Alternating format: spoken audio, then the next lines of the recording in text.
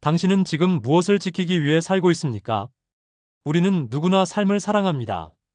숨이 붙어 있는 한 살아남는 것이 인간의 본능입니다. 그런데 여기 본능을 거스르는 선택이 있습니다. 가장 사랑하는 존재에게 죽음을 권하는 마음이 있습니다. 그 차가운 서신 속에 담긴 뜨거운 진실을 마주하려 합니다. 오늘 우리가 함께 읽어내려갈 이야기는 안중근 의사와 그의 어머니 조마리아 여사의 편지입니다. 이 편지는 단순한 작별 인사가 아닙니다. 이것은 인간이 도달할 수 있는 가장 높은 곳에서 보내온 영혼의 기록입니다. 그 떨리는 문장들 사이로 천천히 걸어 들어가 봅니다. 당신이 만약 사형 선고를 받은 아들을 둔 어머니라면 어떤 말을 할 수 있을까요? 제발 살아만 달라고 애원하지 않았을까요? 권력자에게 무릎을 꿇어서라도 목숨만은 부지해달라고 울부짖지 않았을까요? 그것이 우리가 아는 보통의 모성애일 것입니다. 자식이 밥을 굶어도 가슴이 아픈 것이 어미의 마음입니다. 자식의 손가락에 가시 하나만 박혀도 대신 앓는 것이 부모의 심정입니다.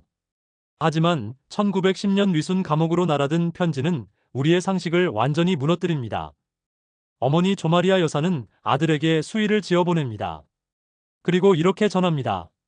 내가 만약 늙은 어미보다 먼저 죽은 것을 불효라 생각한다면 이 어미는 웃음거리가 될 것이다.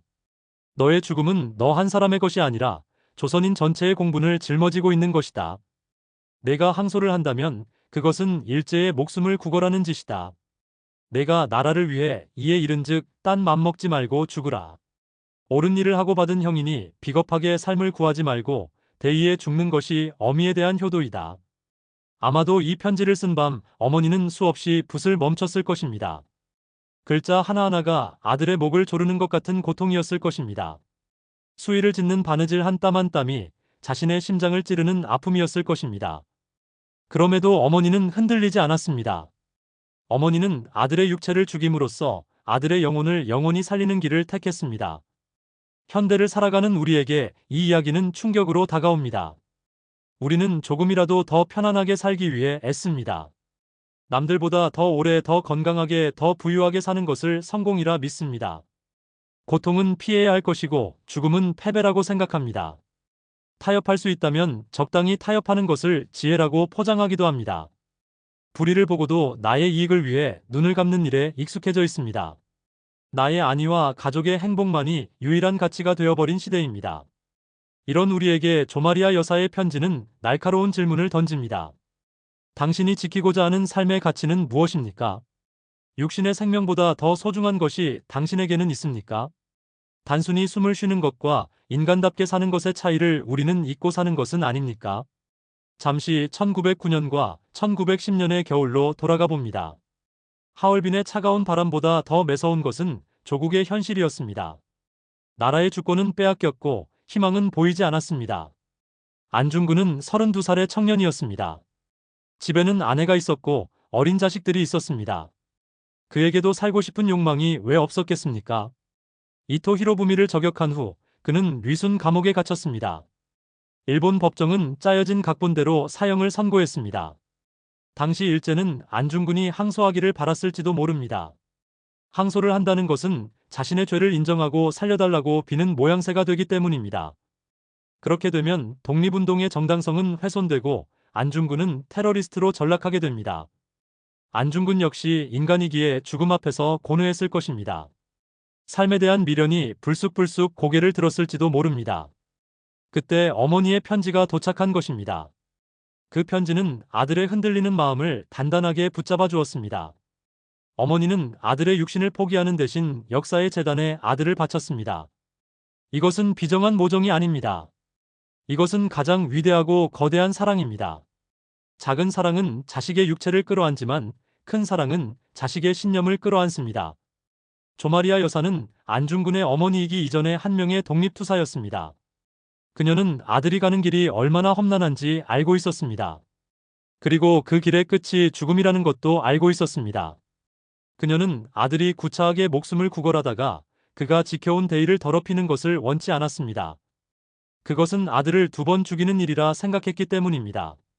비겁하게 살아남은 100년보다 당당하게 죽는 찰나가 더 영원하다는 것을 그녀는 알고 있었습니다. 사상의 깊이를 조금 더 들여다보겠습니다. 여기에는 유교적 가치인 효의 개념이 역설적으로 적용됩니다. 보통의 효도는 부모보다 오래 살아 봉양하는 것입니다. 신체 발부 수지부모라 하여 몸을 상하게 하지 않는 것이 효의 시작입니다. 하지만 조마리아 여사는 그 효의 개념을 확장시켰습니다. 개인의 부모에게 효도하는 것을 넘어 민족과 국가라는 더 큰 부모에게 충성하는 것이 진정한 효라고 가르쳤습니다. 대의를 위해 죽는 것이 어미에 대한 효도라는 문장은 그렇게 탄생했습니다. 이것은 개인의 삶을 역사의 흐름 속에 위치시키는 거대한 관점의 전환입니다. 나라는 존재가 단절된 개인이 아니라 민족과 역사라는 거대한 생명체의 일부임을 자각할 때만 가능한 사고입니다. 또한 이 편지에는 기독교적 신앙의 힘도 담겨 있습니다. 독실한 천주교 신자였던 모자는 죽음이 끝이 아님을 믿었습니다. 현세의 삶은 찰나에 불과하고 영원한 안식은 하늘에 있다는 믿음이 두려움을 이기게 했습니다. 어머니는 아들에게 먼저 가서 기다리라고 말하는 듯합니다. 천국에서 다시 만날 것이기에 이 이별은 영원한 이별이 아닙니다. 그렇기에 담담할 수 있었고 그렇기에 비굴하지 않을 수 있었습니다. 수의를 입고 찍은 안중근 의사의 마지막 사진을 본 적이 있습니까?